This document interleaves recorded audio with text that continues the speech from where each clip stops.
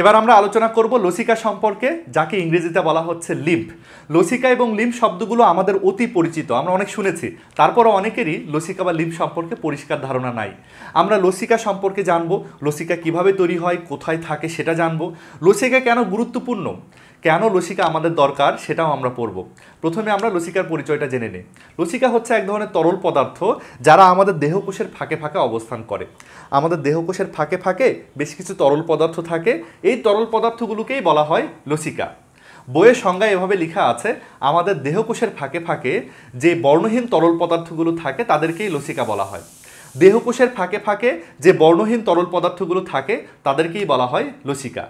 এখন কথা হচ্ছে লসিকা আমাদের দেহকোষের ফাঁকে ফাঁকে আসলো কিভাবে, লসিকা কিভাবে তৈরি হয় সেই প্রক্রিয়াটাই আমরা জানব। লসিকা তৈরির প্রক্রিয়াটাকে বলা হয় লিম্ফোজেনেসিস। আমরা লিম্ফোজেনেসিস সম্পর্কে আলোচনা করব লিম্ফোজেনেসিস সম্পর্কে। দেখো, শব্দ থেকেই কিন্তু অনেক কিছু জানা যায়। তোমরা শব্দটার দিকে লক্ষ্য করো, এই লিম্ফো শব্দের মানেই হচ্ছে লসিকা। জেন মানে হলো সৃষ্টি, সিস মানে হচ্ছে প্রক্রিয়া। তাহলে কি অর্থ দাঁড়ালো? লসিকা সৃষ্টির প্রক্রিয়াটাকেই বলা হচ্ছে লিম্ফোজেনেসিস। কিভাবে লিম্ফোজেনেসিস ঘটে, লসিকা কিভাবে সৃষ্টি হয় সেটা জানবো আমরা। হার্ট থেকে রক্তগুলো বেরিয়ে আসে। আগে আমরা হার্ট দেখি। এটা মনে করো হচ্ছে হার্ট, এটা হচ্ছে একটা মানুষের হার্ট। আমরা জানি যে হার্ট থেকে রক্তগুলো বেরিয়ে আসে। হার্ট থেকে এই রক্তনালীটার মাধ্যমে রক্তগুলো বেরিয়ে আসলো। এই রক্তনালীটার নাম হচ্ছে ধমনী। তাহলে তোমরা মনে রেখো, হার্ট থেকে রক্ত বেরিয়ে আসে যেই রক্তনালীর মাধ্যমে, তার নাম কিন্তু ধমনী। ইংরেজিতে বলা হয় আর্টারি। তাহলে হার্ট থেকে ধমনী বা আর্টারির মাধ্যমে রক্তগুলো বেরিয়ে আসলো। রক্তগুলো কিন্তু দেহের বিভিন্ন কোষে প্রবেশ করবে। এগুলা মনে করো দেহের বিভিন্ন কোষ। এগুলাই হচ্ছে দেহের বিভিন্ন কোষ, এরাই হচ্ছে দেহকোষ। তাহলে ধমনীর মাধ্যমে রক্তগুলো বেরিয়ে আসলো।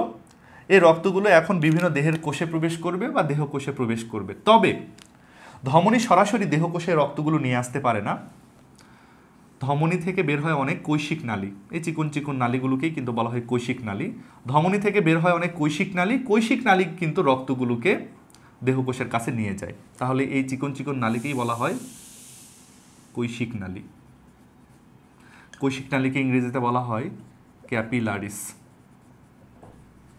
তাহলে দেখো, ধমনীর ভেতর দিয়ে রক্ত আসলো, তারপরে রক্তগুলো কৈশিক নালীতে প্রবেশ করলো এবং কৈশিক নালীর মাধ্যমে রক্তগুলো কিন্তু দেহকোষের মধ্যে প্রবেশ করে।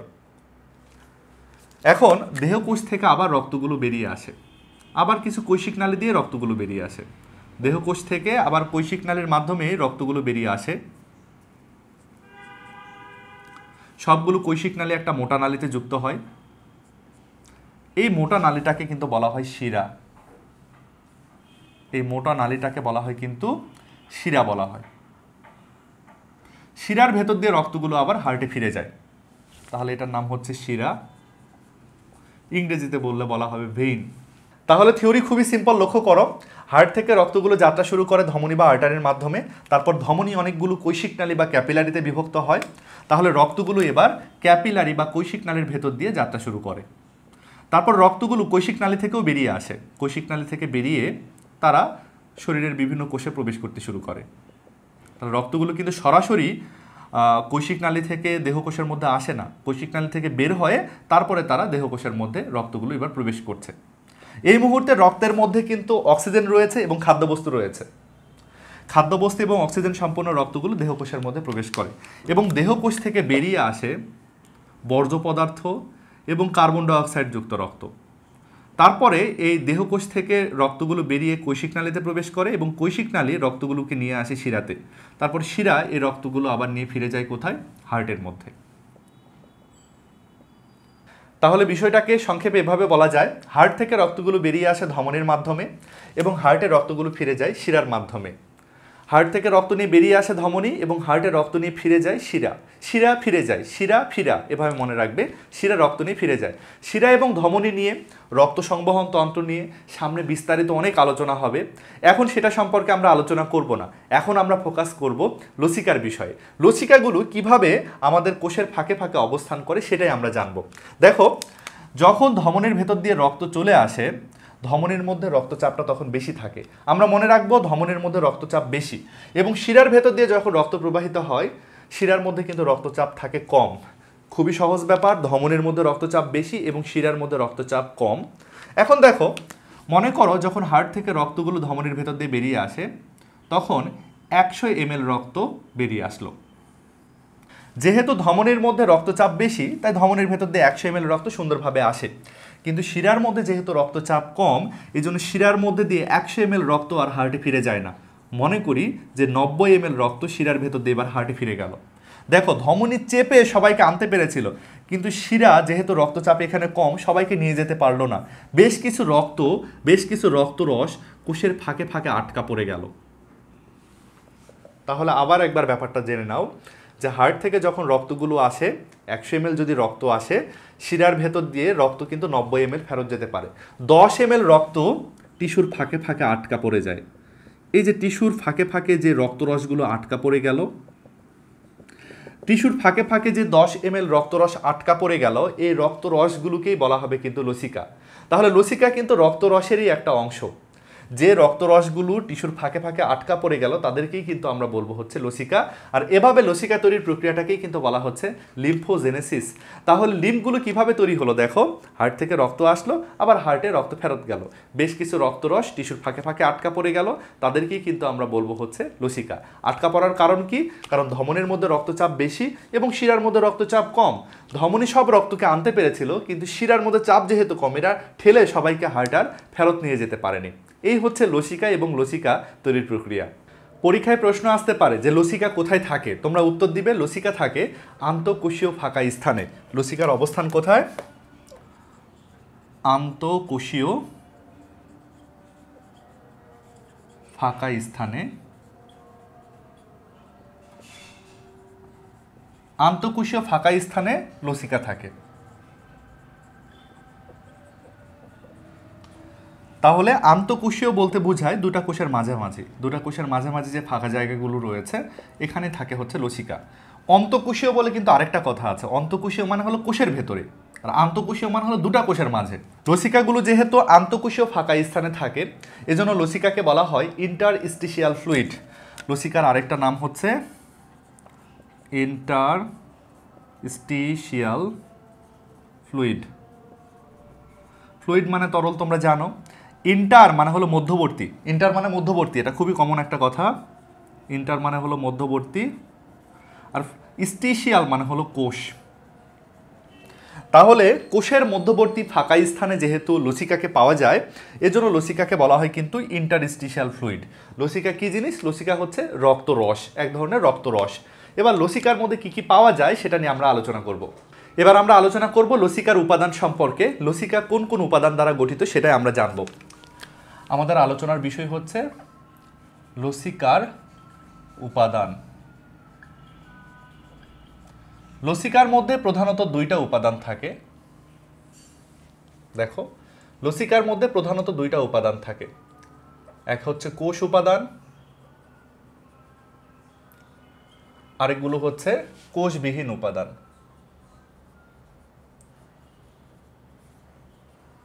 কোষ উপাদান এবং কোষবিহীন উপাদান। কোষ উপাদান মানে বুঝতেই পারছো যে কোনো কোষ থাকতে হবে এই জায়গাতে। লসিকার মধ্যে শ্বেত রক্তকণিকার দুইটা কোষ পাওয়া যায়। লসিকা তো এক ধরনের রক্তই, তাই না?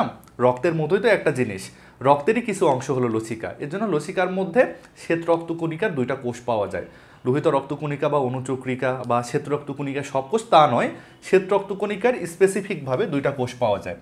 একটা কোষের নাম হলো লিম্ফোসাইট, লিম্ফোসাইট, আর একটা কোষের নাম হচ্ছে মনোসাইট। তাহলে লিম্ফোসাইট এবং মনোসাইট এই দুটো শ্বেত রক্তকণিকার কোষ লসিকার মধ্যে পাওয়া যায়। দেখো, এই লিম্ফোসাইট নামটার কিন্তু একটা বড় তাৎপর্য রয়েছে। লিম্ফের মধ্যে পাওয়া যায় বলেই কিন্তু এই শ্বেত রক্তকণিকাটাকে লিম্ফোসাইট বলা হয়। তাহলে লিম্ফোসাইট বেশি বেশি একটু থাকে লসিকার মধ্যে এবং মনোসাইট একটু কম কম করে থাকে। তাহলে আমরা মনে রাখবো লসিকার মধ্যে শ্বেত রক্তকণিকার দুইটা কোষ থাকে, লিম্ফোসাইট এবং মনোসাইট। লসিকাতে প্রচুর পরিমাণে লিম্ফোসাইট থাকে। বিজ্ঞানীরা হিসেব করে দেখেছেন কখনো কখনো রক্তের চেয়েও বরং লসিকাতে বেশি লিম্ফোসাইট থাকে। প্রতি 1 ঘন মিলিমিটার রক্তের মধ্যে লিম্ফোসাইট থাকে 1500 থেকে 2700টি, কিন্তু প্রতি 1 ঘন মিলিমিটার লসিকাতে 1 ঘন মিলিমিটার লসিকাতে লিম্ফোসাইটের সংখ্যা হচ্ছে 500 থেকে 75,000টি পর্যন্ত হতে পারে। 1 ফোঁটা লসিকাতে এত বেশি লিম্ফোসাইট থাকে। লিম্ফোসাইটের কাজ কিন্তু অ্যান্টিবডি তৈরি করা, মনে করো। তার মানে লসিকার মধ্যে এত বেশি যেহেতু লিম্ফোসাইট রয়েছে, লসিকা কিন্তু আমাদের রোগ প্রতিরোধ ক্ষমতার একটা বড় অংশ হিসেবে কাজ করবে। এবার চলে যাই আমরা কোষবিহীন উপাদান সম্পর্কে। কোষবিহীন উপাদান নিয়ে গবেষণা করলে দেখা যায় এর বেশিরভাগ অংশই হচ্ছে পানি। কোষবিহীন উপাদানের বেশিরভাগ অংশই হচ্ছে পানি। দেখা যায় যে পানি রয়েছে 94% এবং কঠিন পদার্থ রয়েছে মাত্র 6%। তাহলে আমরা মনে রাখবো লসিকার মধ্যে কোষবিহীন উপাদান হিসেবে বেশিরভাগই পানি আর সামান্য কিছু কঠিন পদার্থ। এই কঠিন পদার্থ আবার নানান কিছু হতে পারে। রক্তরসের মধ্যে যে কঠিন পদার্থগুলো ছিল এখানেও সেমগুলোই পাওয়া যাবে। শর্করা পাওয়া যাবে, আমিষ পাওয়া যাবে, স্নেহ পাওয়া যাবে, রেচন পদার্থ পাওয়া যাবে, অন্যান্য পদার্থ পাওয়া যাবে। তার মানে দেখো লসিকার মধ্যে নানান কঠিন পদার্থ বিদ্যমান। লসিকার মধ্যে কঠিন পদার্থ হিসেবে সবচেয়ে বেশি রয়েছে শর্করা, কারণ লসিকার কাজ হচ্ছে একটু খাদ্যটাদ্য পরিবহন করা, তো শর্করা পরিবহন করে, এই জন্য শর্করা বেশি বেশি থাকে। বিজ্ঞানীরা হিসেব করে দেখেছেন প্রতি 100 ml লসিকার মধ্যে 120 থেকে 132 গ্রাম পর্যন্ত শর্করা বা গ্লুকোজ পাওয়া যেতে পারে। প্রতি 100 ml লসিকাতে 120 থেকে 132 গ্রাম শর্করা পাওয়া যেতে পারে। এখন লসিকার মধ্যে আমিষ হিসেবে কি কি আছে?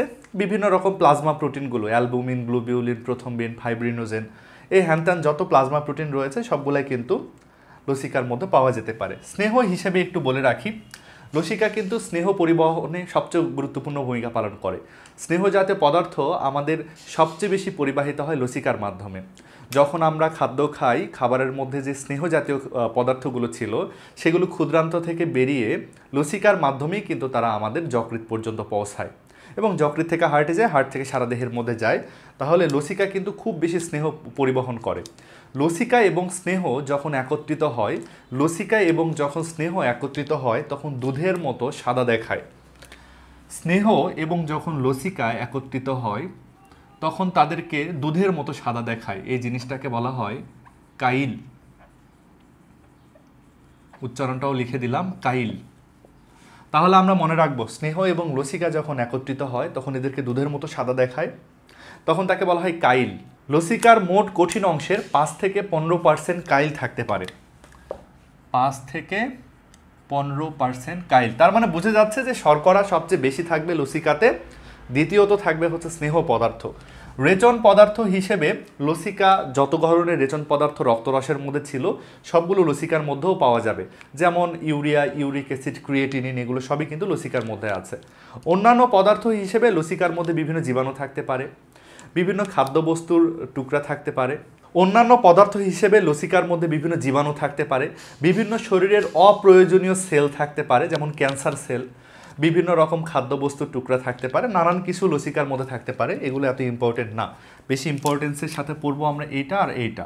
এবং লসিকার মধ্যে এই লিম্ফোসাইটের সংখ্যা এবং পানির পরিমাণটা কত পার্সেন্ট এটাও আমরা একটু মনে রাখতে পারি। তাহলে লসিকা কি কি দিয়ে গঠিত আরেকবার যদি রিভিশন করি, লসিকার মধ্যে প্রচুর পরিমাণে পানি রয়েছে যেহেতু রক্তরস এটা একটা, এবং লসিকার মধ্যে রয়েছে কিন্তু শ্বেত রক্তকণিকার দুইটা কোষ, লিম্ফোসাইট এবং মনোসাইট। এই জিনিসটা যদি ভালো করে মাথায় রাখো তাহলে এমসিকিউ কমন পাওয়া যাবে আশা করি। এবার আমরা লসিকার কাজ নিয়ে আলোচনা করব। লসিকার অনেকগুলো কাজ রয়েছে, তবে সবচেয়ে গুরুত্বপূর্ণ কাজটা হচ্ছে রক্ত সংবহন তন্ত্রকে সাহায্য করা। লসিকার কাজগুলোকে আমরা একটা উদাহরণের মাধ্যমে বুঝবো। মনে করো তোমার বাড়ি রাজশাহীতে, তুমি ঢাকা থেকে অনলাইনে কোনো একটা পণ্য কিনেছো, এখন ওই পণ্যটা ঢাকা থেকে পার্সেলে তোমাকে হোম ডেলিভারি দেওয়া হবে। কিভাবে পার্সেলটা ঢাকা থেকে তোমার বাড়ি পর্যন্ত আসবে সেটা একটু লক্ষ্য করো। মনে করো এটা হচ্ছে সেই ঢাকা শহর, এটা ঢাকা, আর এটা তোমার বাড়ি রাজশাহী। ঢাকা থেকে পণ্যটা চলে আসবে কোথায়? রাজশাহীতে আসবে।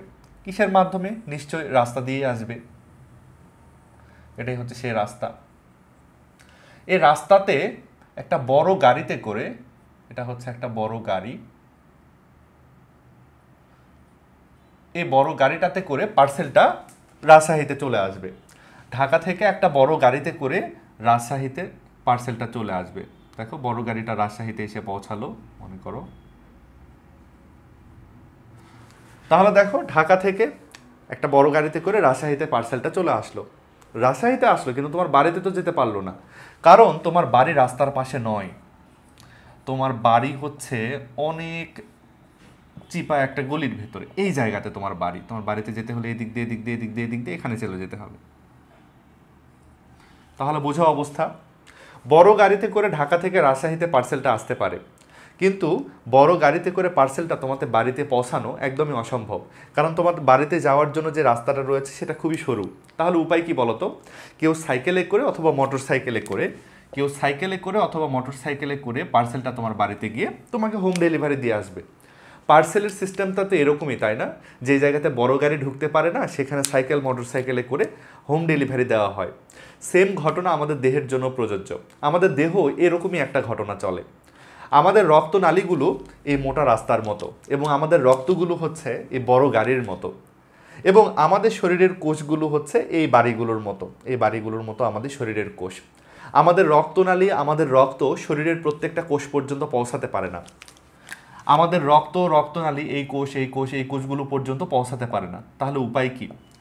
আমাদের রক্ত যে জায়গাতে পৌঁছাতে পারে না সেখানে পৌঁছাতে পারে লসিকা, কারণ লসিকা সব জায়গায় যেতে পারে, এদিক দিয়ে সব জায়গায় যেতে পারে। কিছু সময়ের জন্য মনে করো এগুলো হচ্ছে শরীরের কোষ। লসিকা কিন্তু শরীরের যে কোনো কোষ পর্যন্ত পৌঁছাতে পারে। তাহলে কনসেপ্টটা তোমরা একটু লক্ষ্য করো। লসিকা শরীরের সব কোষ পর্যন্ত পৌঁছাতে পারে। যেখানে রক্ত পৌঁছাতে পারে না সেখানেও লসিকা পৌঁছাতে পারে। তাহলে রক্ত যেখানে খাদ্য অক্সিজেন সরবরাহ করতে পারে না সেই জায়গাতে খাদ্য অক্সিজেন সরবরাহ করা, এটাই কিন্তু লসিকার মেইন কাজ। লসিকার কাজ হচ্ছে রক্ত যেখানে পৌঁছাতে পারছে না সেখানে পৌঁছে যাওয়া এবং সব কোষকে খাদ্য অক্সিজেন সাপ্লাই করা, সব কোষ থেকে বর্জ্য পদার্থ এবং কার্বন ডাই অক্সাইড এগুলো রিমুভ করা, এটাই কিন্তু লসিকার মেইন কাজ। ঠিক কুরিয়ার সিস্টেমের মতো, যেই জায়গাতে বড় গাড়ি ঢুকতে পারবে না সেখানে সাইকেল মোটর সাইকেল যাবে, ঠিক তেমনই যেই জায়গাতে রক্ত ঢুকতে পারবে না সেখানে লসিকা পৌঁছে যাবে। এভাবে লসিকা হচ্ছে আমাদের শরীরের মধ্যে সব কোষ পর্যন্ত পৌঁছাতে পারে। তার মানে আমরা মনে রাখবো লসিকাও কিন্তু একটা সংবহন তন্ত্র। লসিকাও কিন্তু আমাদের শরীরের মধ্যে জিনিসপত্র সংবহনের জন্য গুরুত্বপূর্ণ কাজ করছে। এটা তো আমরা বুঝলাম। এখন অন্যান্য যে কাজগুলো লেখা হয়েছে সেগুলো একটু বোঝার চেষ্টা করি আমরা। লক্ষ্য করো, লসিকার একটা কাজ হচ্ছে শর্করা পরিবহন করা। এখানে আমরা বুঝে ফেলছি সেই কাহিনী। প্রথমে মনে করো এটা পেট, পেট থেকে তোমার হাত, এটা হলো হাত, হাতের মধ্যে রক্তনালী দিয়ে দিয়ে খাদ্যটা চলে আসলো। এখন হাতের এই কোষ পর্যন্ত খাদ্যটা পৌঁছাবে কিভাবে? নিশ্চয়ই লসিকার ভেতর দিয়ে প্রবাহিত হবে। খাদ্যটা লসিকার মাধ্যমেই শরীরের বিভিন্ন কোষ পর্যন্ত পৌঁছাবে। প্রোটিন পরিবহন একই কথা, একইভাবে প্রোটিনও শরীরের বিভিন্ন কোষ পর্যন্ত পৌঁছাবে। স্নেহ পরিবহন এটা একটু স্পেশালি মাথায় রাখতে হয়। একটু আগেও আমরা এটা শুনেছি যে লসিকা স্পেশালি স্নেহটাকে খুব ভালো পরিবহন করতে পারে, যেটা রক্তনালীতেও অনেক সময় সম্পন্ন হয় না। আমাদের ক্ষুদ্রান্ত যখন স্নেহ পরিশোষণ করে তখন স্নেহগুলো প্রথমে লসিকার ভেতর দিয়ে পরিবাহিত হয়, তারা আমাদের শিরার মধ্যে প্রবেশ করে, হেপাটিক পোর্টাল শিরাতে প্রবেশ করে, তারপরে যকৃতে যায়, যকৃত থেকে হার্টে যায় এবং হার্ট থেকে সারা দেহে যায়। অর্থাৎ চর্বি পরিবহন আমাদের লসিকার কিন্তু অন্যতম গুরুত্বপূর্ণ একটা কাজ। তারপরে লসিকার আরেকটা কাজ হচ্ছে অক্সিজেন পরিবহনও একই কথা। শরীরের যেই জায়গাতে রক্ত পৌঁছাতে পারে না সেই জায়গাতে অক্সিজেন পরিবহন করা লসিকার কাজ। পুষ্টি শোষণ ওই একই কথা। আমাদের ক্ষুদ্রান্ত যখন পুষ্টি শোষণ করে সেই পুষ্টিগুলোকে লসিকায় নিয়ে গিয়ে রক্তনালীতে দেয়, তারপর রক্তনালী সেই পুষ্টিগুলোকে যকৃতে পাঠায়, যকৃৎ সেই পুষ্টিগুলোকে হার্টে পাঠায় এবং হার্ট পুষ্টিগুলোকে সারা দেহে পাঠায়। প্রতিরক্ষা এবং প্রতিরোধ এই দুটো একটু বোঝো। লসিকার মধ্যে দুইটা শ্বেত রক্তকণিকা থাকে, এক হচ্ছে লিম্ফোসাইট, আরেকটার নাম তোমরা জানো, আরেকটার নাম হচ্ছে মনোসাইট। লিম্ফোসাইট এবং মনোসাইট এই দুটা শ্বেত রক্তকণিকা লসিকার প্রতিরক্ষার জন্য কাজ করে। প্রতিরোধ তার মানে দেহের মধ্যে এমন একটা ব্যবস্থা তৈরি করে যাতে তুমি ভবিষ্যতেও অসুখ দ্বারা আক্রান্ত না হও। প্রতিরোধ লসিকার মধ্যে প্রতিরোধ কোন কোন ব্যবস্থা রয়েছে? লসিকার মধ্যে যে লিম্ফোসাইট রয়েছে সে কিন্তু অ্যান্টিবডি তৈরি করতে পারে, অ্যান্টিবডি। আর এই অ্যান্টিবডি কিন্তু আমাদের দেহটাকে জীবাণু থেকে সুরক্ষিত রাখে। তারপরে দেখো দেহরসের পুনর্বন্টন, দেহের সব জায়গায় রস পাঠানো, শরীরের প্রত্যেকটা কোষের ফাঁকে ফাঁকে রসের যে বন্টনটা এটা লসিকা আছে বলেই সম্ভব হচ্ছে। লসিকা না থাকলে শরীরের সবগুলো কোষে রস যেত কেমনে? তারপর টিস্যুর অখণ্ডকতা রক্ষা, মানে আমাদের যে টিস্যুগুলো রয়েছে সব টিস্যু একটা আরেকটার সঙ্গে কানেক্টেড। সব টিস্যু একে অপরের সঙ্গে কীভাবে কানেক্টেড? কারণ সব টিস্যুর ভেতর দিয়ে তরল চলাফেরা করছে, এই তরলগুলোকেই কিন্তু বলা হয় লসিকা। তারপরে দেখো টিস্যু রসের নিষ্কাশন, আমাদের টিস্যুর মধ্যে অতিরিক্ত রসও তৈরি হতে পারে, সেটা লসিকা তন্ত্রের মাধ্যমেই শরীর থেকে তারা নিষ্কাশিত হয়ে যায়, বা আমাদের টিস্যু ফাঁকে ফাঁকে যে রসগুলো তৈরি হয় লসিকা তন্ত্রের মাধ্যমেই সেগুলো আবার রক্ত সংবহ তন্ত্রতে ফেরত আসে। আমাদের টিস্যু রসের যে ব্যালেন্সটা সেটা লসিকার মাধ্যমে সম্পন্ন হয়। কার্বন ডাই অক্সাইড এবং বর্জ্য পদার্থ নির্গমন, এটা ওই একই কথাই, যেই জায়গাতে রক্ত পৌঁছাতে পারলো না সেই জায়গা থেকে কার্বন ডাই অক্সাইড অপসারণ করা, বর্জ্য পদার্থ অপসারণ করা, এগুলো কিন্তু লসিকারই কাজ। লসিকার কাজগুলো মনে রেখো, এটা কিন্তু পরীক্ষায় লিখিত আকারে আসতে পারে যে লসিকার কাজগুলো লিখো, তখন যেন তোমরা লিখতে পারো। এবার আমরা আলোচনা করব লসিকা তন্ত্র সম্পর্কে। আমাদের শরীরের বেশ কিছু গ্রন্থি এবং বেশ কিছু নালী লসিকাকে পরিবহন করে এবং লসিকাকে সঞ্চয় করে, এই নালী এবং গ্রন্থিগুলোকেই বলা হয় লসিকা তন্ত্র। তাহলে লসিকা তন্ত্রের মধ্যে দুই রকম অংশ রয়েছে, লসিকা নালী এবং লসিকা গ্রন্থি। লসিকা তন্ত্রের মধ্যে দু রকম অংশ, লসিকা নালী এবং লসিকা গ্রন্থি। লসিকা নালী এবং লসিকা গ্রন্থি। লসিকা গ্রন্থিগুলো প্রধানত লসিকাকে জমা করে, সঞ্চয় করে, এবং লসিকা নালী কিন্তু লসিকাকে পরিবহন করে। লসিকা নালীকে ইংরেজিতে বলা হয় লিম্ফ ভেসেল, লিম্ফ ভেসেলস, এবং লসিকা গ্রন্থিকে ইংরেজিতে বলা হয় লিম্ফ গ্ল্যান্ডস।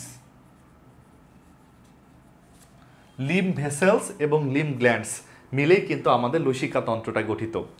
এখন লসিকার নালী নিয়ে আমরা একটু বিস্তারিত আলোচনা করি। লসিকার নালীটা কোথায় থাকে, কি কাজ করে? লক্ষ্য করো, আমরা আগেই কিন্তু এই থিওরিটা জেনেছি, আমরা লিম্ফোজেনেসিস আগেই কিন্তু জেনেছি।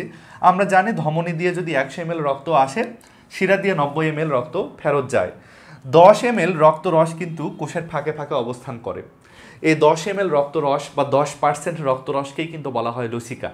এখন প্রতি মিনিটে বা প্রতি মুহূর্তে যদি এভাবে 10% করে রক্তরস টিস্যুর ফাঁকে ফাঁকে আটকে পড়তে থাকে, আমাদের কোষগুলোর ফাঁকে অনেক বেশি লসিকা জমে যাবে, এবং এত বেশি লসিকা আমাদের অঙ্গগুলোকে ফুলিয়ে তুলবে। এজন্য এই ফাঁকে ফাঁকে জমা লসিকাগুলোকে অপসারণ করার জন্য, এখান থেকে নিয়ে যাওয়ার জন্য এক ধরনের নালী রয়েছে।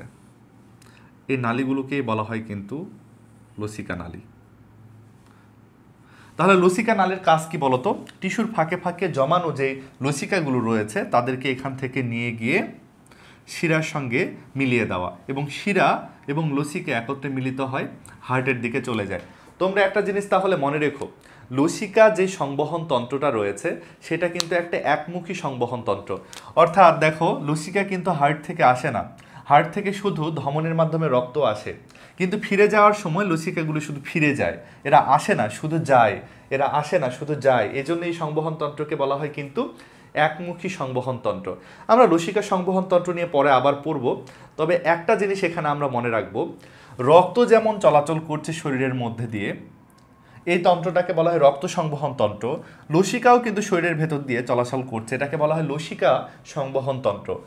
রক্ত সংবহন তন্ত্রটাকে বলা হয় দেহের প্রধান সংবহন তন্ত্র, এবং লসিকা সংবহন তন্ত্রটাকে বলা হয় কিন্তু দেহের দ্বিতীয় সংবহন তন্ত্র। তাহলে এই কথাটা কিন্তু আমরা মনে রাখবো, লসিকা যেভাবে চলাচল করলো এই ঘটনাটাকে বলা হয় লসিকা সংবহন তন্ত্র, এটাকেই কিন্তু বলা হয় দেহের দ্বিতীয় সংবহন তন্ত্র। লসিকা তন্ত্র হচ্ছে দেহের দ্বিতীয় সংবহন তন্ত্র। তোমরা কয়েকটা কথা মনে রাখবে। লসিকা নালী তাহলে কি করছে? টিস্যুর ফাঁকে ফাঁকে অবস্থিত লসিকাগুলোকে এনে শিরার সঙ্গে মিলিত করে হার্টের দিকে পাঠিয়ে দিচ্ছে। তাহলে লসিকা নালী কোন নালীর সঙ্গে যুক্ত হয়? লসিকা নালী কিন্তু শিরা বা ভেইনের সঙ্গে যুক্ত হয়। লসিকা নালী কি সরাসরি হার্টে পৌঁছাতে পারে? না, এরা শিরার সঙ্গে যুক্ত হয়ে হার্টে পৌঁছায়। লসিকা নালী কি হার্ট থেকে বেরিয়ে আসে? না, লসিকা নালী শুধু টিস্যুর ফাঁকে থেকে যেই লসিকাগুলো আছে তাদেরকে অপসারণ করে। লসিকা নালীর কনসেপ্টটা তাহলে বুঝেছো, যে বিভিন্ন টিস্যুর ফাঁকে যে লসিকাগুলো জমবে সেগুলোকে অপসারণ করা, এটাই কিন্তু লসিকা নালীর মেইন কাজ। লসিকা নালী আবার দুই প্রকার, একগুলোকে বলা হয় অন্তর্মুখী লসিকা নালী, আরেকগুলোকে বলা হয় বহির্মুখী লসিকা নালী। তাহলে লসিকা নালী দুই প্রকার, একগুলোকে বলা হয় অন্তর্মুখী লসিকা নালী,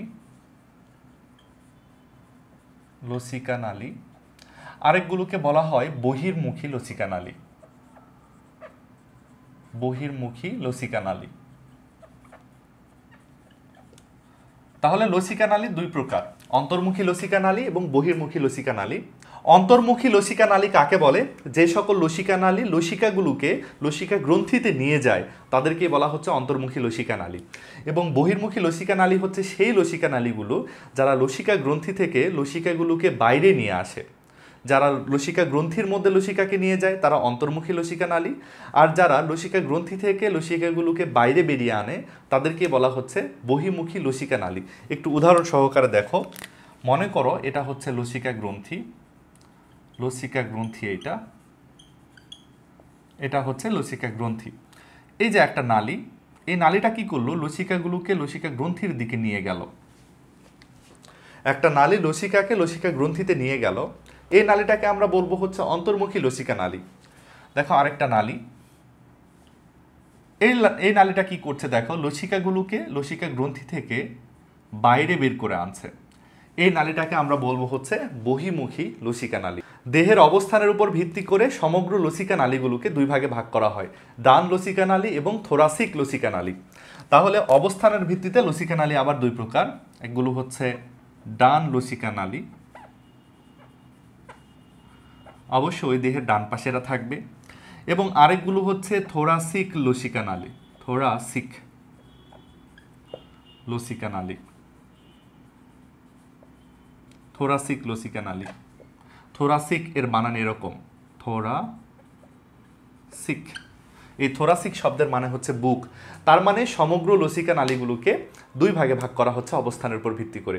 ডান পাশে যেগুলো থাকবে তারা ডান লসিকা নালী, এবং ডান পাশ ছাড়া শরীরের বাকি সমস্ত জায়গায় লসিকা নালীকে থোরাসিক লসিকা নালী বলা হয়। একটু চিত্র এঁকে যদি তোমাদেরকে দেখায় আরও তোমাদের বেশি ক্লিয়ার হবে। আমি চিত্রটা এঁকে ফেলি, মানুষের শরীরের বিভিন্ন অঙ্গগুলো একটু আঁকি। দেখো দেখো একটা মানবদেহের চিত্র এঁকেছি, এবং মানবদেহে যে নালীগুলো দেখা যাচ্ছে এগুলাই কিন্তু সেই লসিকা নালী।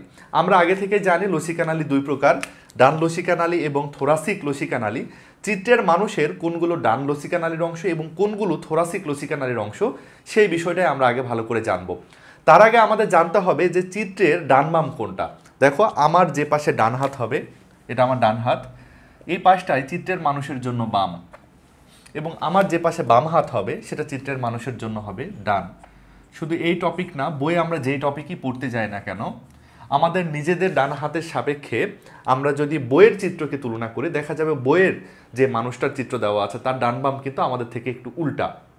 আমার যে পাশে ডান বইয়ে সেটা পাওয়া যাবে বামে, এবং আমার যে পাশে বাম সেটা কিন্তু বইয়ে পাওয়া যাবে ডানে।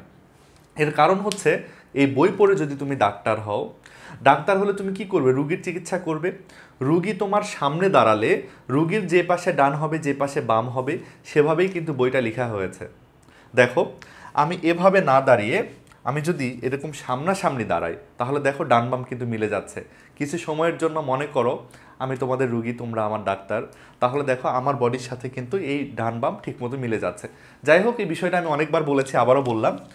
এখন দেখো এই চিত্রের মানুষের এই পাশটা হচ্ছে বাম পাশ আর এই পাশটা হচ্ছে ডান পাশ।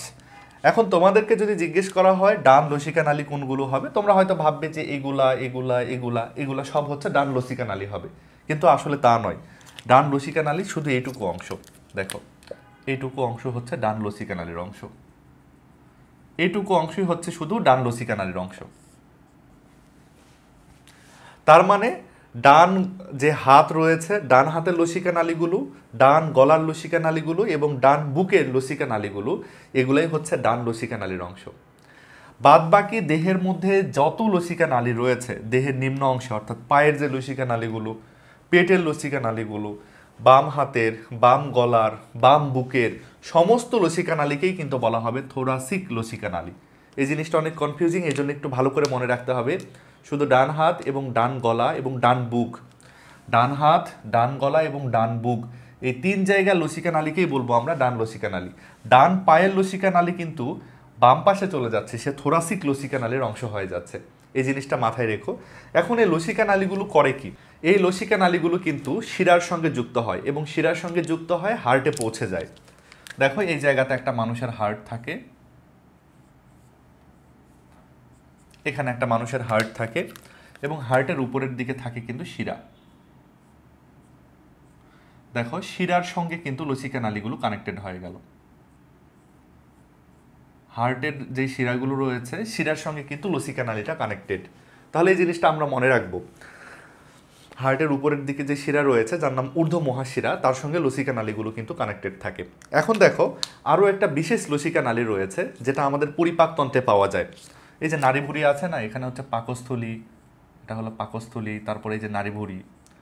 নাড়িভুঁড়ির কাছ থেকে যে লসিকা নালীগুলো বের হয়, নাড়িভুঁড়ি থেকে যে লসিকা নালীগুলো বের হয়, আমাদের ক্ষুদ্রান্ত থেকে যে লসিকা নালীগুলো বের হয়, তাদের একটা বিশেষ নাম রয়েছে, তাদেরকে বলা হয় ল্যাকটিয়েল। ক্ষুদ্রান্তের আশপাশে বা পরিপাকতন্ত্রতে যে লসিকা নালীগুলো থাকে তাদেরকে কিন্তু বলা হয় ল্যাকটিয়েল। বানানটা ইংরেজিতে লিখলে অনেকটা এরকম হয়, ল্যাকটিয়েল। কেন এটাকে ল্যাকটিয়েল বলা হচ্ছে তোমরা মনে রেখো, এই ল্যাকটো শব্দটার মানে কিন্তু দুধ। ল্যাকটো শব্দের মানে হচ্ছে দুধ, ল্যাকটিয়েল শব্দের মানে হচ্ছে দুধের মতো। আসলে যেটা হয়, নাড়িভুঁড়ির ভেতর থেকে যে লসিকা নালীগুলো বের হয় তারা নাড়িভুঁড়ির ভেতর থেকে প্রচুর পরিমাণে চর্বি জাতীয় পদার্থ বহন করে। তারা নাড়িভুঁড়ির ভেতর থেকে চর্বি জাতীয় পদার্থ নিয়ে বের হয়। তখন যেটা হয়, চর্বি এবং লসিকা একত্রিত হয়, চর্বি এবং লসিকা একত্রিত হয়। চর্বি এবং লসিকা একত্রিত হলে তাদেরকে দুধের মতো দেখায়। চর্বি এবং লসিকা একত্রিত হলে তাদেরকে দুধের মতো দেখায়, এই জিনিসটার নাম হচ্ছে কাইল। তাহলে আমরা মনে রাখবো, পরিপাকতন্ত্রতে যে লসিকা নালীগুলো রয়েছে তারা চর্বি এবং লসিকাকে একসাথে পরিবহন করে, যাদেরকে দুধের মতো দেখা যায় তাদেরকে বলা হয় কাইল। এই কাইলগুলো যেহেতু দুধের মতো লসিকা যেহেতু পরিবহন করছে, এজন্য পরিপাকতন্ত্রে যে লসিকা নালীগুলো রয়েছে তাদেরকে বলা হয় ল্যাকটিয়েল। সাধারণ লসিকা নালীর নাম হচ্ছে এইটা লিম্ফ ভেসেলস।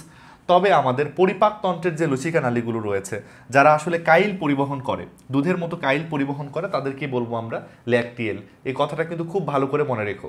লসিকা নালী সম্পর্কে মোটামুটি সবকিছু আমরা জেনেছি, তবে আরও কয়েকটা তথ্য মনে রাখতে পারলে খুব ভালো হয়। সেটা হচ্ছে লসিকা নালীগুলোর মধ্যে প্রচুর পরিমাণে কপাটিকা থাকে। লসিকা নালীর মধ্যে প্রচুর কপাটিকা থাকে। কপাটিকা তোমরা জানো, কপাটিকা মানে হলো দরজা বা পাল্লা। লসিকা নালীর মধ্যে অনেক দরজা বা কপাটিকা থাকে। লসিকা নালীর মধ্যে প্রচুর ছিদ্র থাকে, মানে লসিকা নালী কিন্তু রক্ত নালীর মতো এত শক্তিশালী কোনো নালী না, খুব দুর্বল নালী, ভেতর দিয়ে পদার্থ ইচ্ছে মতো যাতায়াত করতে পারে। এজন্য বড় বড় পদার্থ লসিকা নালীর মধ্যে ঢুকতে পারে, যে পদার্থগুলো রক্তনালীতে কখনোই ঢুকতে পারবে না। লসিকা নালীর আরেকটা বৈশিষ্ট্য হচ্ছে, লসিকা নালীর গায়ে কিন্তু কোনো শক্তিশালী পেশি নাই। তাহলে লসিকা নালী কিভাবে লসিকাগুলোকে পরিবহন করায়, কিভাবে লসিকাগুলোকে এক জায়গা থেকে আরেক জায়গায় স্থানান্তর করে? এই যে আমরা যখন আমাদের মাসলগুলোকে নড়াচড়া করি না, আমরা যখন আমাদের ঐচ্ছিক পেশিগুলোকে সংকুচিত প্রসারিত করি, যে হাত ভাঁজ করলাম, তখন বেশ কিছু লসিকা নালীতে চাপ পড়বে এবং লসিকা নালী এই চাপের মাধ্যমেই কিন্তু তাদের যেই তরল পদার্থ লসিকাগুলো তাদেরকে পরিবহন করবে। অর্থাৎ এরা মাংস পেশির সংকোচনের উপরে নির্ভরশীল, সংকোচনের উপর নির্ভরশীল। মাংসপেশির সংকোচনের উপর এরা নির্ভর করে চলে, এটুকু জাস্ট মনে রাখলেই চলছে। আমরা ইতোমধ্যে লসিকা নালী নিয়ে পড়েছি, এবার আমরা আলোচনা করব লসিকা গ্রন্থি সম্পর্কে। আমরা ইতোমধ্যে জানি লসিকা গ্রন্থিগুলোর কাজ হচ্ছে লসিকা উৎপাদন করা এবং লসিকাকে জমা করা। আমাদের শরীরে মোট 5 ধরনের লসিকা গ্রন্থি পাওয়া যায়। তাদের লিস্টটা আগে দেখে নেই, তারপরে এদের নিয়ে আমরা বিস্তারিত আলোচনা করব। প্রথমেই যার নাম আসে তার নাম হচ্ছে লসিকা পর্ব। লসিকা পর্ব ইংরেজিতে বললে লিম্ফ নোড। Lymph node. দ্বিতীয়ত যার কথা আমরা পাবো তার নাম হচ্ছে টনসিল। টনসিল, লিম্ফ নোডস, এটা নোডস হতো, লিম্ফ নোডস এবং টনসিলস। তারপরে তৃতীয়ত যার কথা আমরা পাবো, খুব গুরুত্বপূর্ণ একটা অঙ্গ, তবে তার নিয়ে খুব একটা আলোচনা হয় না, নাম হচ্ছে প্লিহা। প্লিহা, ইংরেজিতে এটাকে বলা হয় স্প্লিন। 4 নম্বরে যার কথা পড়বো, এটা একটা গ্রন্থি আমাদের বুকের মধ্যে থাকে, নাম হচ্ছে থাইমাস গ্রন্থি। থাইমাস গ্রন্থি, থাইমাস গ্রন্থি। এবং 5 নম্বরে যার কথা পড়বো তার নাম হচ্ছে লাল অস্থিমজ্জা। লাল অস্থিমজ্জা, ইংরেজিতে বললে বলা হয় রেড বোন ম্যারো। ম্যারো লেখার জায়গা নাই, শুধু এম দিয়ে দিলাম। তাহলে 5 রকম গ্রন্থি, এই গ্রন্থিগুলো লসিকা উৎপাদন করে, লসিকা জমা করার কাজ করে। এদের নিয়ে আমরা একটু টুকটাক পড়াশোনা করি। দেখো, প্রথমে আসি লসিকা পর্ব বা লিম্ফ নোডসের প্রসঙ্গে। লক্ষ্য করো, লসিকা নালীতে ছোট ছোট কিছু গুটি দেখা যাচ্ছে। লসিকা নালীতে থাকা এই ছোট ছোট গুটিগুলোকেই কিন্তু বলা হচ্ছে লিম্ফ নোডস বা লসিকা পর্ব। লসিকা পর্বের মধ্যে প্রচুর পরিমাণে লসিকা জমা থাকে। প্রচুর পরিমাণে লসিকা জমা করে এরা ছোট ছোট গোল গোল গুটির আকার ধারণ করে। লসিকা পর্বগুলো বেশি বেশি থাকে কোথায় দেখো তো? বেশি বেশি রয়েছে এই কুস্কিতে, তারপরে রয়েছে বগলে এবং রয়েছে কোথায়? গলাতে। তাহলে লিম্ফ নোডসগুলো সবচেয়ে বেশি থাকে কোথায়? গলাতে, বগলে এবং কুস্কিতে। তবে সারা শরীরের মধ্যেই টুকটাক রয়েছে, যেমন আমাদের কনুয়ে, আমাদের হাঁটুতেও রয়েছে, আমাদের শরীরের সব জায়গাতেই রয়েছে, কিন্তু সবচেয়ে বেশি রয়েছে কুস্কিতে, বগলে এবং গলাতে। লিম্ফ নোডসগুলোর মধ্যে প্রচুর পরিমাণে লিম্ফোসাইট এবং মনোসাইট শ্বেত রক্তকণিকা থাকে, যাদের কাজই হচ্ছে জীবাণুর বিরুদ্ধে কাজ করা। এদের কাজই হচ্ছে জীবাণুর বিরুদ্ধে কাজ করা।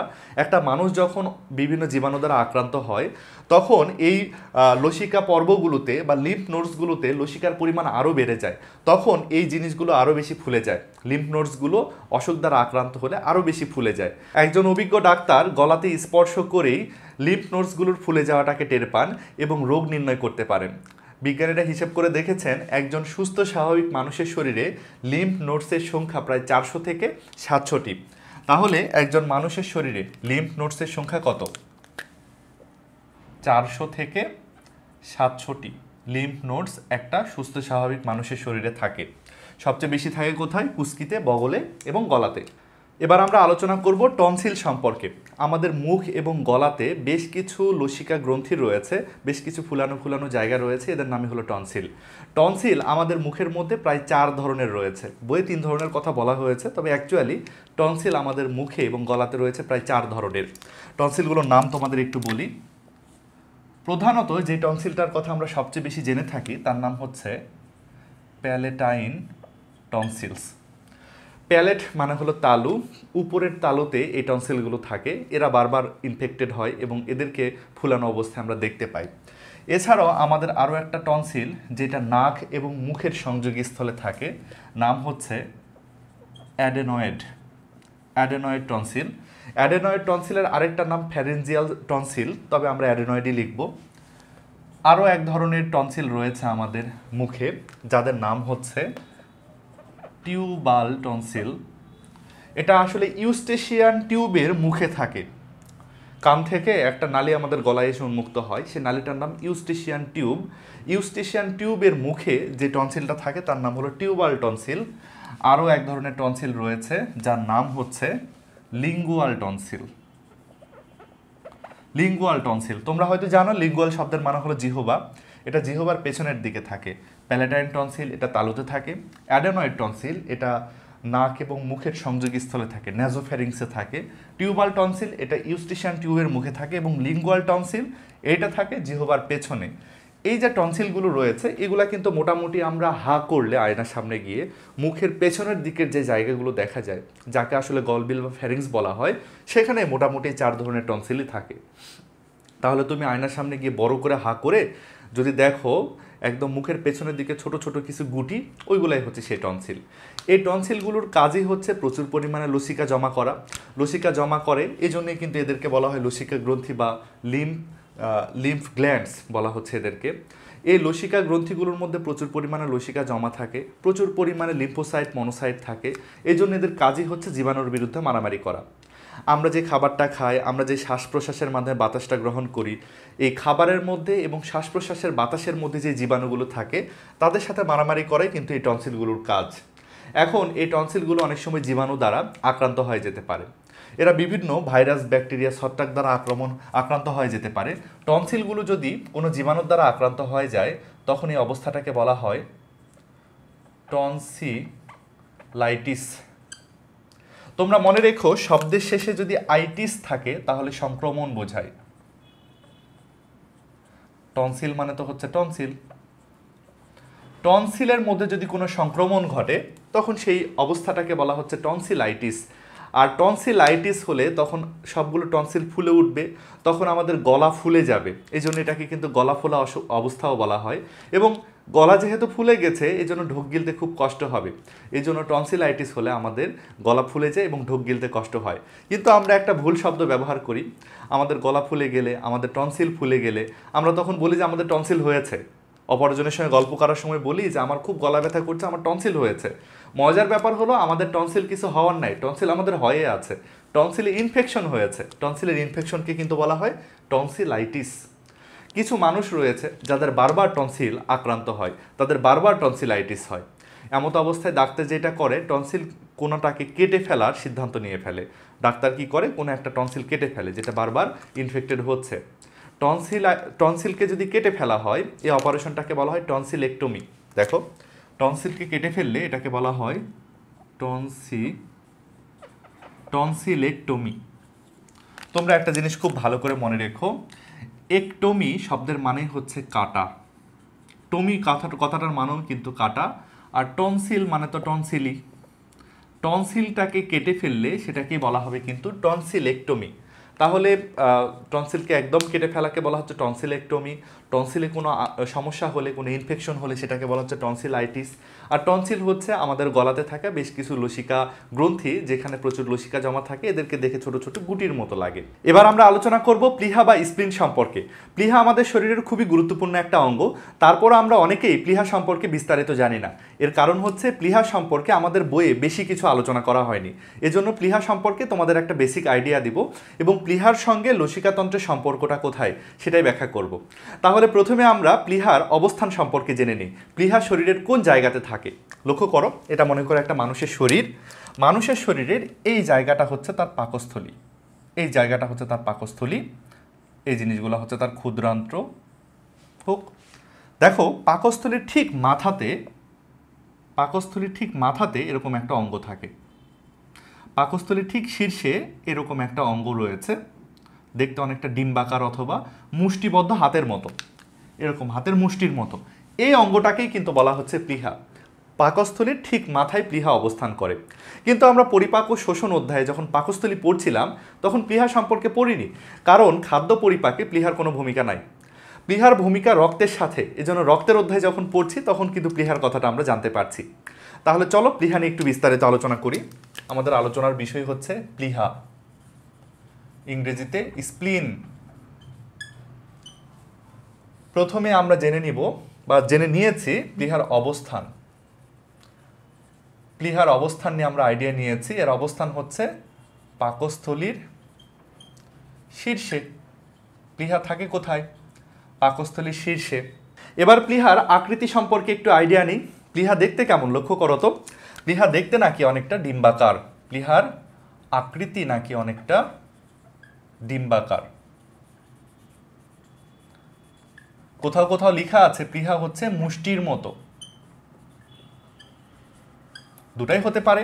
দেখো, প্লীহা অনেকটা ডিম্বাকার অথবা অনেকটা মুষ্টির মতো। প্লীহার যদি এবার আকার সম্পর্কে ধারণা নেই, বেশি বড় না, ছোট একটা অঙ্গ। এর আকারটা কেমন দেখো, একটা চিত্র আঁকি প্লীহার। এইটা হচ্ছে প্লীহার অনেকটা চিত্র, দেখতে অনেকটা মুষ্টির মতো লক্ষ্য করো। আবার অনেকটা ডিম্বাকারও, কিন্তু কমার মতো, বিশেষ করে কমার মতো, কিডনির মতো না কিন্তু।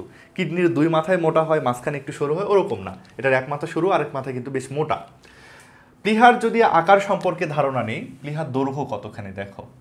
প্লীহার দৈর্ঘ্য প্রায় 13 সেন্টিমিটার। প্লীহার প্রস্থ কতখানি? গড় যদি প্রস্থের বিবেচনাটা করি আমরা, তাহলে 7 সেন্টিমিটার। দেখো এটা মানুষ ভেদে কিন্তু আলাদা হতে পারে, লম্বা মানুষের বড় মানুষের একটু বেশি হবে, খাটো মানুষ ছোট মানুষের একটু প্লীহা ছোট হবে, বোঝাই যাচ্ছে, নারীদের একটু ছোট হবে, পুরুষদের একটু বড় হবে, শিশুদের একটু ছোট হবে, এরকম একটা বিষয়। প্লীহার কিন্তু একটা পুরুত্বও আছে, এর পুরুত্ব কতখানি? প্লীহার পুরুত্ব হচ্ছে 3 সেন্টিমিটার। এই তথ্যগুলো আমরা একটু জেনে রাখবো, মুখস্থ করার খুব দরকার নাই। দেখো 13 সেন্টিমিটার লম্বা, এটাকে যদি ইঞ্চিতে কনভার্ট করি প্রায় 4 ইঞ্চি, এত বড় 4 ইঞ্চি মানে তো খুব ছোট না, বেশ বড়ই কিন্তু, তাই না? তাহলে এই হচ্ছে প্লীহার কথা। এখন প্লীহার আমরা আকারটা তো ওখানে লিখে ফেলেছি। প্লীহার রং কেমন?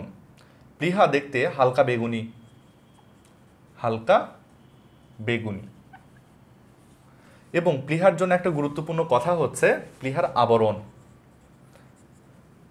প্লীহার উপরে খুব পাতলা একটা আবরণ রয়েছে, আবরণের নাম হচ্ছে ক্যাপসুল। যকৃতের উপরেও কিন্তু ক্যাপসুল আবরণ ছিল। ক্যাপসুল মানেও যদি আবরণ, তাহলে প্লীহার উপরে ক্যাপসুল নামের একটা চকচকে আবরণ রয়েছে। বেশি গুরুত্বপূর্ণ অংশ হচ্ছে প্লীহার ভেতরে কি কি পাওয়া যায় সেটা জানা। প্লীহার ভেতরটা কি দিয়ে গঠিত? প্লীহার ভেতরে থাকে হচ্ছে মজ্জা। প্লীহার ভেতরে থাকে হচ্ছে মজ্জা। প্লীহার ভেতরে থাকে হচ্ছে মজ্জা বা পাল্প। 2 রকম মজ্জা বা পাল্প প্লীহার ভেতরে থাকে। একগুলোকে বলা হচ্ছে লাল মজ্জা, আরেকগুলোকে বলা হচ্ছে সাদা মজ্জা।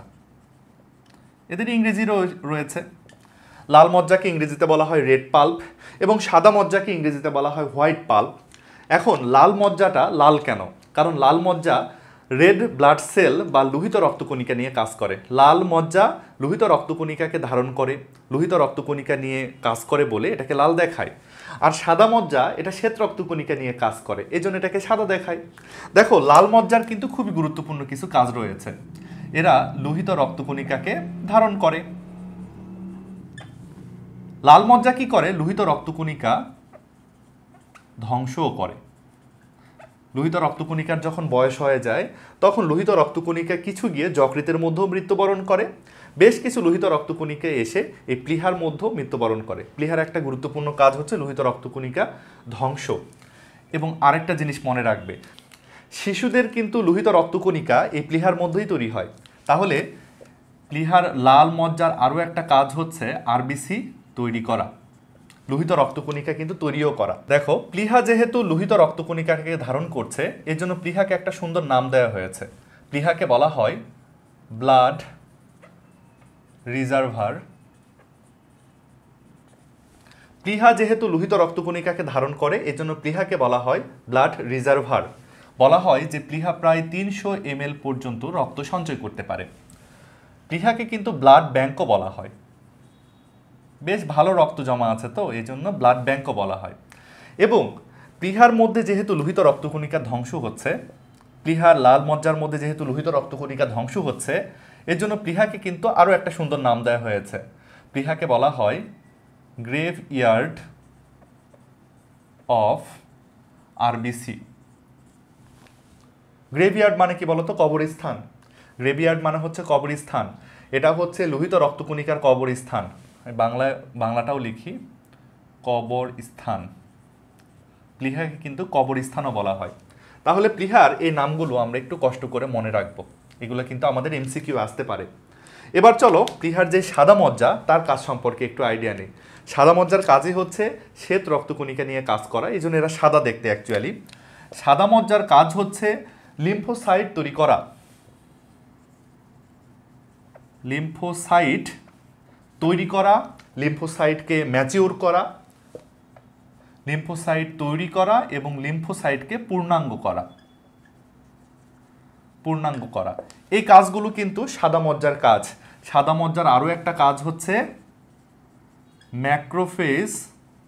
ম্যাক্রোফেজ তোমরা জানো, মনোসাইটের অপর নাম হচ্ছে ম্যাক্রোফেজ। এই ম্যাক্রোফেজ তৈরি করা এবং ম্যাক্রোফেজকে শরীরের বিভিন্ন জায়গায় পাঠানো।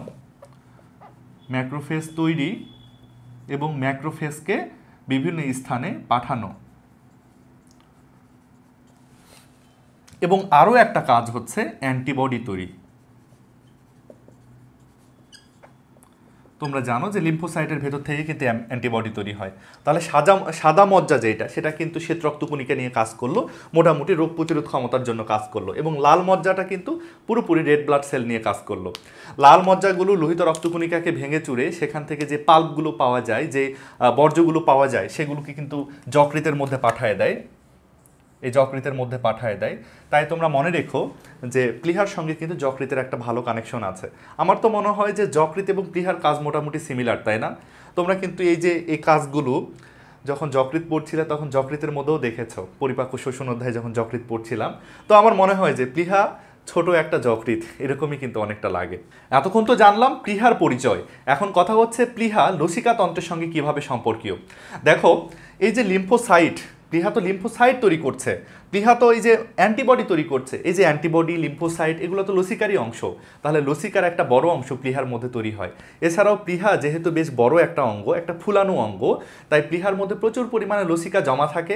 প্লীহার কাজে কিন্তু লসিকা তৈরি করা। তাহলে লসিকা সংবহন তন্ত্রের মধ্যে প্লীহা খুবই গুরুত্বপূর্ণ একটা ভূমিকা পালন করে। লসিকা তৈরি করে, লসিকার বিভিন্ন উপাদান তৈরি করে দেয় এবং লসিকাকে শাকন করে। লসিকার মধ্যে যে বর্জ্য পদার্থগুলো আছে, প্লীহা সেগুলোকে সেকে সেকে পরিষ্কার লসিকা বের করে দেয়। তার মানে আমরা যখন এই যে লসিকা পর্ব বা লিম্ফ নোডস পড়ছিলাম, লিম্ফ নোডসের যেমন কাজ, প্লীহারও কিন্তু তেমনই কাজ। মনে করতে পারো তোমরা, প্লীহা সবচেয়ে বড় একটা লিম্ফ নোড। এর মধ্যে প্রচুর পরিমাণে প্লীহা লসিকা জমা থাকে, প্রচুর পরিমাণে লসিকা এখান থেকে বের হয়ে যেতে পারে। এবার আমরা আলোচনা করব থাইমাস গ্রন্থি সম্পর্কে। থাইমাস গ্রন্থির ব্যাপারে কিছু বেসিক আইডিয়া আমরা জানবো এবং থাইমাস গ্রন্থির সঙ্গে লসিকাতন্ত্রের সম্পর্কটা কোথায় সেটা আমরা আলোচনা করব। তাহলে আমাদের আলোচনার বিষয় হচ্ছে থাইমাস গ্রন্থি। থাইমাস গ্রন্থি, ইংরেজিতে বললে বলা যাবে থাইমাস গ্ল্যান্ড। আমরা থাইমাস গ্রন্থি বা থাইমাস গ্ল্যান্ড নিয়ে আলোচনা করব। প্রথমে অবস্থানটা জেনে নেই, কোথায় থাকে থাইমাস গ্রন্থি। বুকের ঠিক মাঝখানে থাকে, এই জায়গাতে। থাইমাস গ্রন্থিটা দেখতে অনেকটা ত্রিভুজ আকৃতির, বুকের ঠিক মাঝখানে রয়েছে। বই লেখা আছে স্টারনামের ঠিক নিচে থাকে। স্টারনাম চেনো তোমরা? এই যে বুকের যে মাঝখানের হাড়টা রয়েছে, এই হাড়টাকে বলা হয় স্টারনাম। আমরা সিনার হাড় বলি, তাই না? এটাকে সিনার হাড়ের ঠিক নিচে রয়েছে থাইমাস গ্রন্থি। এটার অবস্থান তাহলে কোথায়? এটার অবস্থান হচ্ছে স্টারনাম এর নিচে। স্টারনামের নিচে এটা অবস্থান করে। থাইমাস গ্রন্থির আকৃতিটা খুব ইম্পর্টেন্ট, আকৃতি থেকে এমসিকিউ আসে। এটা হলো তিন কোণা পিরামিড আকৃতির, পিরামিড আকৃতির, তিন কোণা পিরামিড আকৃতি। তোমাদের ছবি এঁকে দেখায়, দেখো থাইমাস গ্রন্থিটা দেখতে অনেকটা এরকম।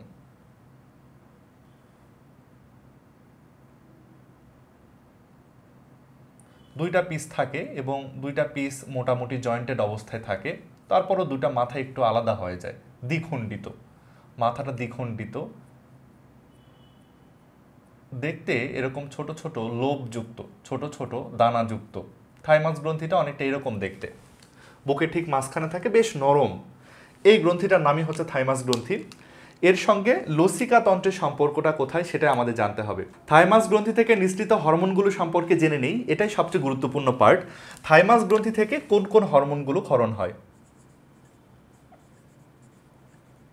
থাইমাস গ্রন্থি থেকে দুই ধরনের হরমোন ক্ষরণ হয়। এক ধরনের হরমোনকে বলা হয় থাইমোসিনস। নাম শুনে বুঝতে পারছো, অনেকগুলো হরমোন যাদেরকে থাইমোসিনস বলা হচ্ছে। আরও এক ধরনের হরমোন ক্ষরণ হয় যাদেরকে বলা হয় থাইমোপয়েটিনস। থাইমোসিনস এবং থাইমোপয়েটিনস, এদের কাজ কি? এদের দুজনের কাজ মোটামুটি সিমিলার, একই ধরনের কাজ করে, কিন্তু কাজটা আমাদের খুব ভালো করে বুঝতে হবে। আমরা জানি আমাদের সব রকম শ্বেত রক্তকণিকা তৈরি হয় অস্থিমজ্জার ভেতরে। লিম্ফোসাইটও তাহলে তৈরি হবে অস্থিমজ্জার ভেতরে। কিছু লিম্ফোসাইট অস্থিমজ্জার মধ্যেই তৈরি হয় এবং অস্থিমজ্জার মধ্যেই তারা পূর্ণাঙ্গ হয়ে যায়, তাদেরকে বলা হয় বি লিম্ফোসাইট। তারা বনে তৈরি হলে এবং বনেই পূর্ণাঙ্গ হলো, এই জন্য তাদেরকে বলা হয় বি লিম্ফোসাইট। আর কিছু লিম্ফোসাইট অস্থিমজ্জার মধ্যে তৈরি হয়, কিন্তু অস্থিমজ্জা থেকে চলে আসে তারা থাইমাস গ্রন্থিতে, তারা থাইমাস গ্রন্থিতে এসে পূর্ণাঙ্গ হয়। এরকম লিম্ফোসাইটকে কিন্তু বলা হয় টি লিম্ফোসাইট। টি মানে হচ্ছে থাইমাস গ্রন্থি।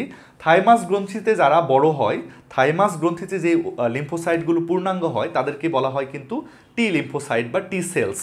তাহলে থাইমাস গ্রন্থির প্রধান কাজই হচ্ছে টি লিম্ফোসাইটগুলোকে পূর্ণাঙ্গ করা, টি লিম্ফোসাইটগুলোকে ম্যাচিওর করা। এবং এই ম্যাচুরেশনের প্রসেসে থাইমোসিন এবং থাইমোপয়েটিন এই দুটো হরমোন কাজে লাগে, এই হরমোনগুলো কিন্তু কাজে লাগে।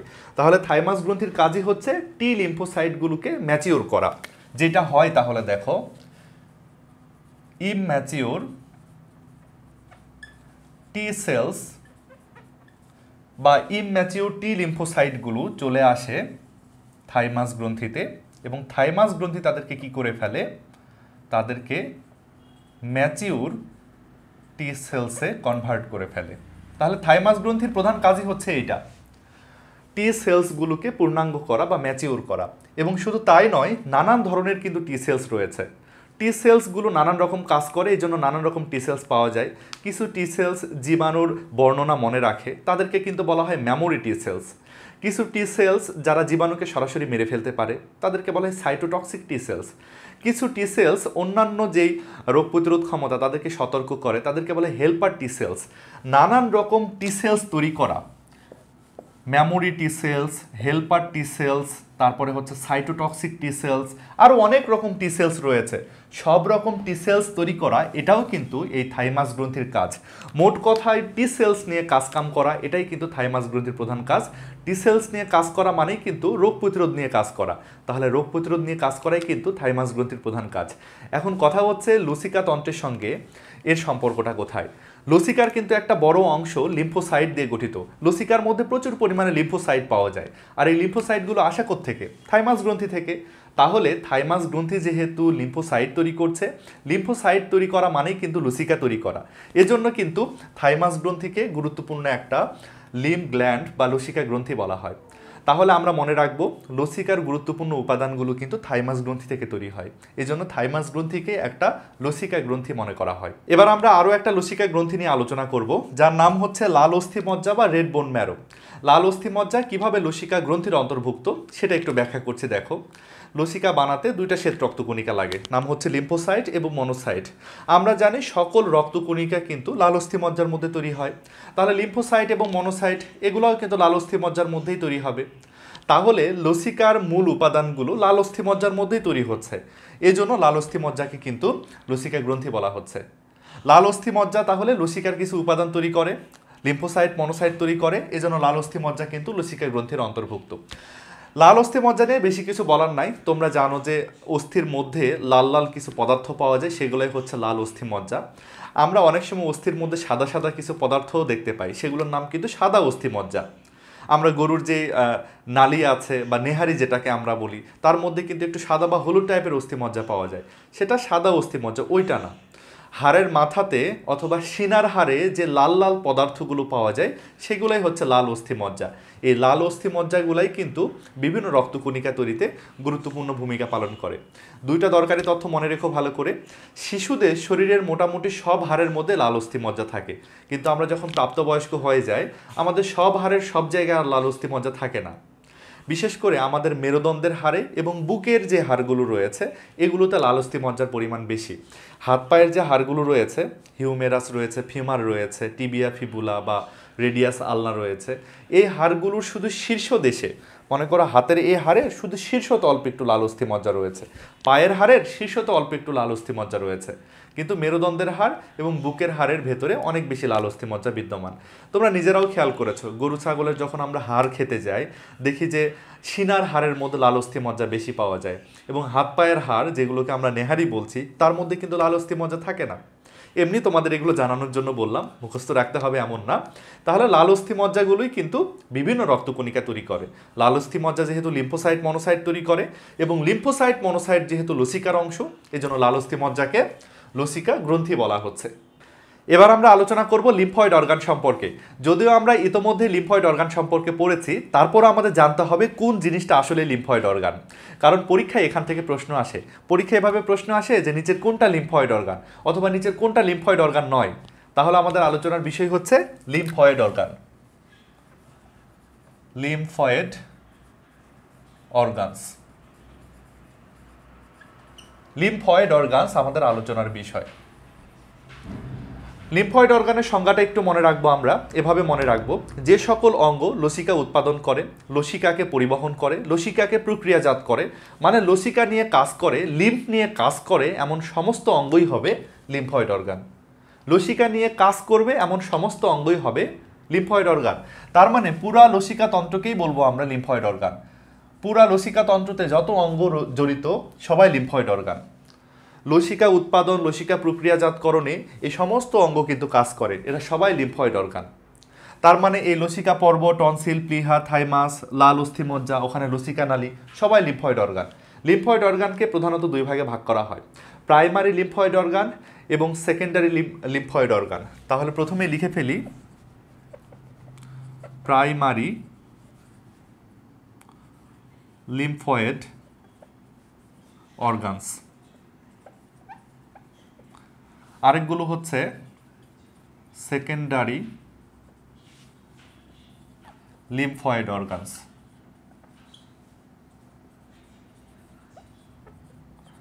তাহলে লিম্ফয়েড অর্গান আসলে দুই প্রকার, প্রধানত প্রাইমারি লিম্ফয়েড অর্গান এবং সেকেন্ডারি লিম্ফয়েড অর্গান। আমি একটু সংজ্ঞাগুলো সংক্ষেপে বলছি, মুখস্থ রাখা লাগবে না। যে সকল অঙ্গ সরাসরি লিম্ফোসাইট উৎপাদন করে এবং লিম্ফোসাইটকে ম্যাচিওর বা পূর্ণাঙ্গ করে তারাই হচ্ছে প্রাইমারি লিম্ফয়েড অর্গান। এরা লিম্ফোসাইটটাকে একদম বানায়, লিম্ফোসাইটকে পূর্ণাঙ্গ করে ফেলবে, তারাই হচ্ছে প্রাইমারি লিম্ফয়েড অর্গান। আর যে সকল লিম্ফয়েড অর্গান লিম্ফ বা লসিকাকে ধারণ করে, লিম্ফ বা লসিকাকে প্রক্রিয়া করে বা লিম্ফোসাইটকে প্রক্রিয়াজাত করে, লিম্ফোসাইটকে পূর্ণাঙ্গ করতে পারে না বা তৈরিও করতে পারে না, তারা হচ্ছে সেকেন্ডারি লিম্ফয়েড অর্গান। তোমরা মনে রেখো প্রাইমারি লিম্ফয়েড অর্গান হচ্ছে এই দুইজন, থাইমাস এবং অস্থিমজ্জা। থাইমাসের মধ্যে বেশি বেশি কিন্তু লিম্ফোসাইট পূর্ণাঙ্গ হয়, সবচেয়ে বেশি লিম্ফোসাইট পূর্ণাঙ্গ হয় কিন্তু থাইমাসের মধ্যে, এবং লাল অস্থিমজ্জার মধ্যেও কিন্তু লিম্ফোসাইটের পূর্ণাঙ্গ হওয়াটা হয়। এই জন্য এই দুটো অঙ্গকে বলা হয় প্রাইমারি লিম্ফয়েড অর্গান। আর দেখো এই লিম্ফ নোড, টনসিল, প্লিহা, এরা কিন্তু সরাসরি লিম্ফোসাইটকে উৎপাদনও করতে পারে না, লিম্ফোসাইটকে কিন্তু প্রক্রিয়াজাত করে এটাকে ম্যাচিওরও বানাতে পারে না, জাস্ট লিম্ফকে ধারণ করে, লিম্ফকে একটু সাকন টাকন করে, এই জন্য এরা হচ্ছে সেকেন্ডারি লিম্ফয়েড অর্গান। তাহলে আমরা মনে রাখবো প্রাইমারি লিম্ফয়েড অর্গান কারা এবং সেকেন্ডারি লিম্ফয়েড অর্গান কারা।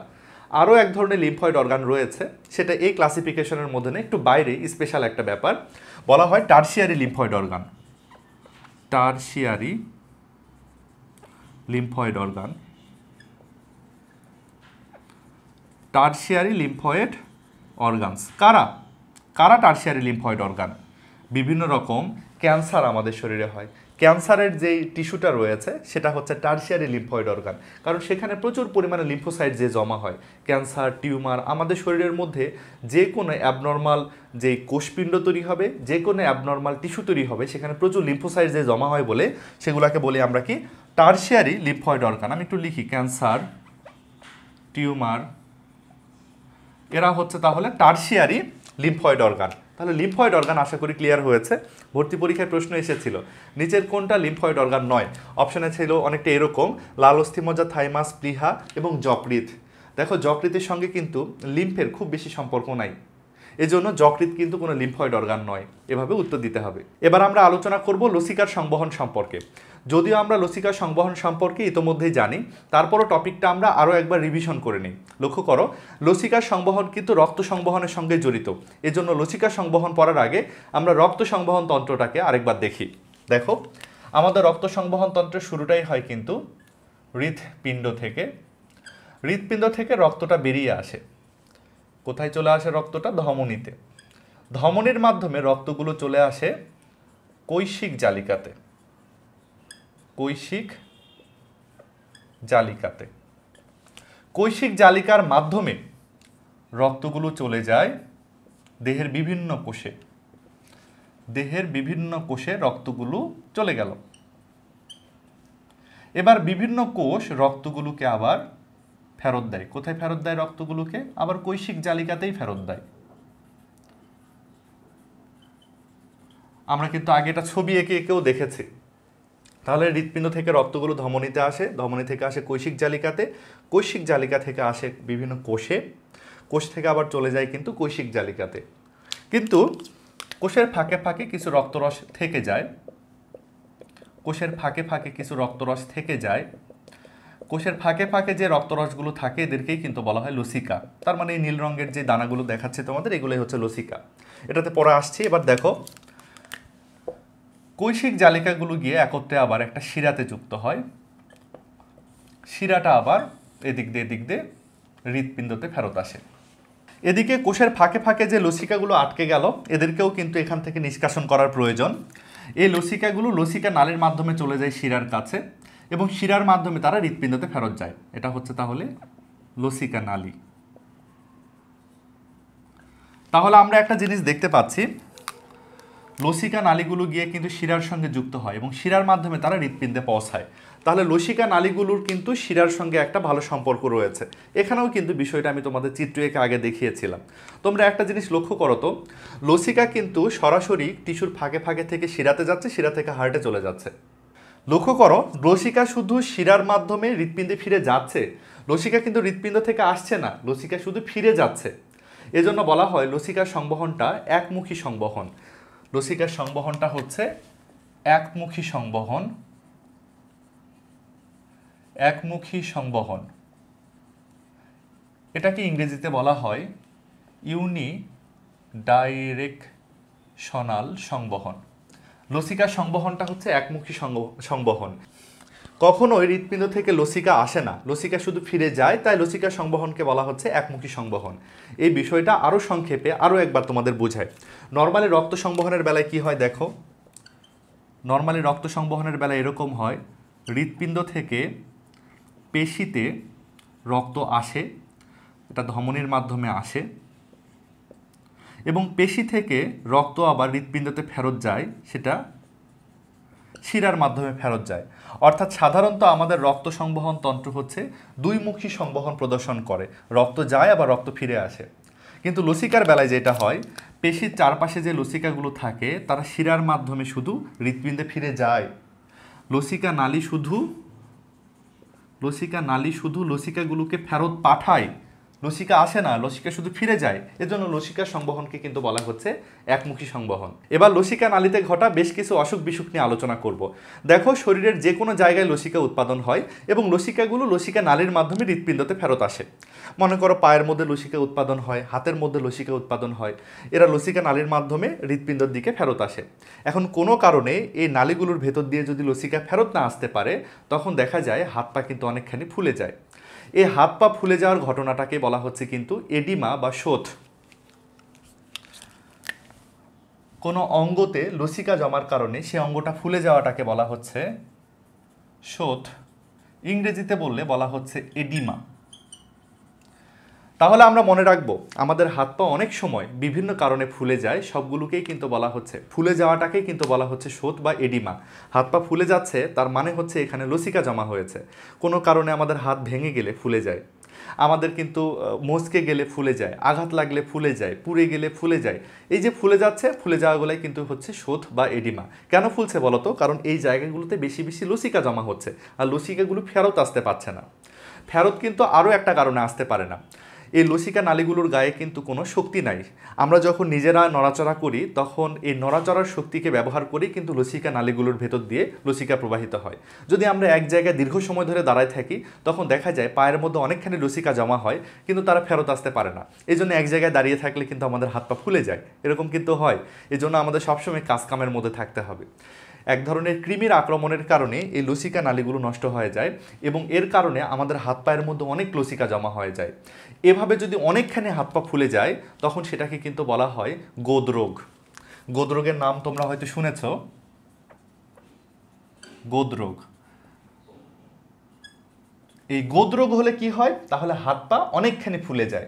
গোদরোগকে কিন্তু ইংরেজিতে বলা হচ্ছে ফাইলেরিয়াসিস, ফাইলেরিয়াসিস, অথবা ইংরেজিতে বলা হয় এলিফ্যান্টিয়াসিস, টিয়াসিস।